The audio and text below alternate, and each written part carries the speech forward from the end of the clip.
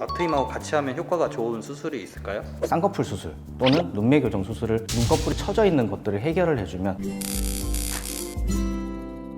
안녕하세요, 성형외과 전문의 노경환 원장입니다. 요즘에는 남자들도 눈 성형을 많이 하는 추세잖아요. 쌍꺼풀 수술 말고 남자 눈을 시원하게 만드는 수술이 또 있다고 하더라고요. 옛날에는 이제 눈 수술하면 쌍수, 즉 쌍꺼풀 수술이 거의 전부였고, 특히나 남자분들은 과한 수술을 원하지 않기 때문에 가볍게 라인만 잡는 게 주류였습니다. 그렇지만 요즘 남자분들은 과거에 비해서 좀 더 좌우로 길고 시원한 눈을 원하기 때문에 요즘은 이제 쌍수 말고도 트임 수술 등에 대해서 같이 많이들 고민을 하시고 계십니다. 그러면은 앞트임으로 효과를 볼 수 있는 사람은 어떤 눈을 가진 사람이에요? 몽고주름이라고 혹시 들어보셨나요? 이제 동양인을 몽골리안이라고 하는데, 서양인에 비해서 특징적으로 동양인들이 가지고 있는 눈 앞부분을 덮고 있는 주름을 말합니다. 몽고주름이 많이 발달이 되고 몽고주름의 양이 많을수록 이러한 앞트임의 효과가 크게 됩니다. 몽고주름이 많으면 눈 사이가 더 멀어 보이는 경우도 있고, 눈 앞부분의 흰자가 눈 뒷부분의 흰자보다 더 적게 보입니다.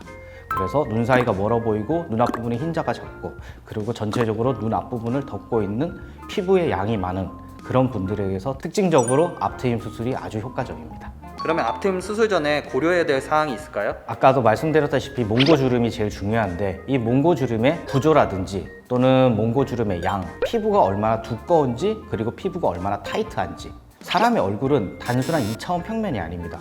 이렇게 눈동자가 앞으로 나와 있냐 뒤로 나와 있냐에 따라서 몽고주름이 떠 있는 정도가 달라집니다. 얘도 또한 봐줘야 되고, 우리가 흔히 빨간살이라고 말하는 누호가 몽고주름이 있음에도 불구하고 보이는 경우가 있고, 몽고주름에 의해서 누호가 아예 안 보이는 분들도 있고, 즉 이 누호의 노출량, 이 등등을 고려해서 앞트임 수술을 시행을 해야 됩니다. 앞트임은 대부분 다른 수술하고 이렇게 같이 하는 경향이 있는 것 같더라고요. 남자 눈에서도 앞트임하고 같이 하면 효과가 좋은 수술이 있을까요? 예시를 들어서 앞트임 수술이라는 것은 말 그대로 앞을 터주는 수술입니다. 근데 눈은 전, 후, 상, 하, 앞뒤 위아래가 다 있다고 생각을 했을 때, 앞트임은 눈의 앞부분을 열어서 가로의 길이를 확장을 시키지만 눈 위쪽, 즉 위쪽 피부가 덮어가지고 눈동자를 가린다거나 눈의 폭이 좁은 것을 해결해 주지는 못합니다.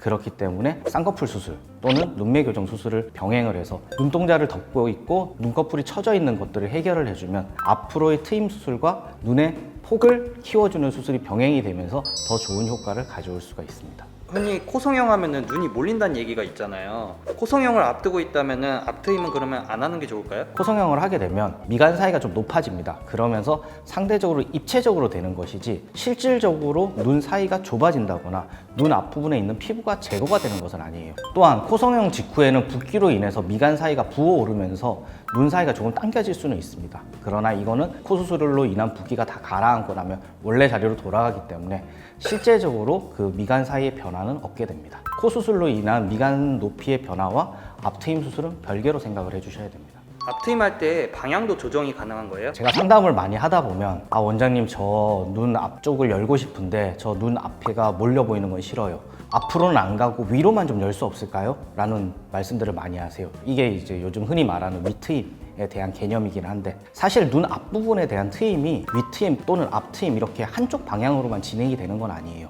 면적을 만들기 위해서는 가로와 세로를 모두 잘라야 됩니다.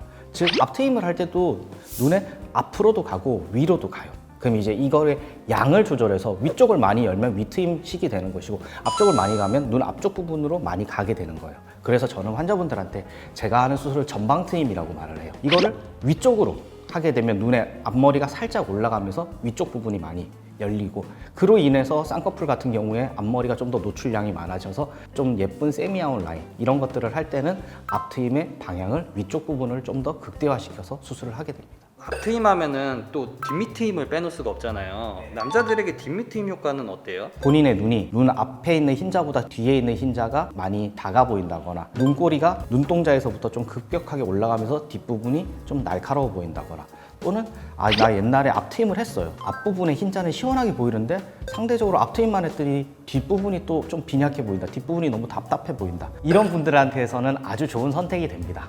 다만 남자분들은 여성분들에 비해서 눈화장을 하는 빈도가 굉장히 적습니다.